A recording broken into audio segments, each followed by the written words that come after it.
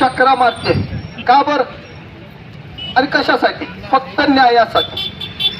तिथून पहिलं सुरू आम्ही ज्यावेळेस कोर्टात जायच्या अगोदर दिवेगावकर आपले कलेक्टर साहेब होते, त्यांनी समजावून सांगितलं. कुणाला? शेळके, अभियंता शेळके राजगुरू, त्यांना समजावून सांगितलं, बाबांनो तुम्ही शेतकऱ्याच्या जमिनी घेऊन आला तर त्याला मावता द्या.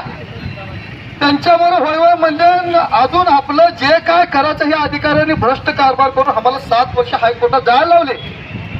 न्यायासाठी आम्ही 7 वर्ष लढलो.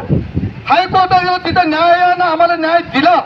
न्याय देवता ही झोपलेली नाही, न्याय देवता सत्य अजून देखील सत्य आहे. आम्हाला न्याय मिळाला. तरी पण यांनी या पोलीस बळाचा वापर करून परवाच गुळी इथं आमच्यावर आपले असणारे तुळजापूरचे देशमुख साहेब इथले अधिकारी सगळेच आमच्या जणू का आम्ही का कुठले अट्टल गुन्हेगार का चोर जे आमच्यावर एवढा यांचा पळास ह्या पोलीस बळाचा वापर करायचा आम्हाला मधी घालतो म्हणायचा रस्ता करतो काय.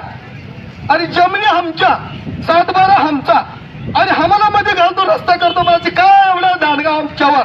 हे आम्ही शेतकरी संघर्ष समिती आम्ही इथं आता असं न्यायासाठी लढलेलो आतापर्यंत.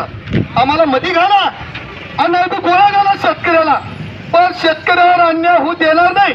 आम्ही म्हणू जय जवान जय किसान नारा असणारा जवान देशाला संरक्षण करतो, पण किसान असताना सगळं जगाला अन्नधान्य पुरवठा करतो. मग आम्ही किसान आमची शेती असं कुणाला बी असं जाऊ देणार नाही. आम्ही शेतीसाठी लढू लागलेला जाऊ द्या ते सगळं जिंकलो आम्ही केस. आज जाऊ द्या पैसे मिळतील आम्हाला. या इमामध्ये भ्रष्ट कोण करू लागले? त्यांच्याच अधिकारी, त्यांच्याच मंत्री. तू धाराशिवचा इमा गेला कुठं बीडला गेला म्हणजे पळून.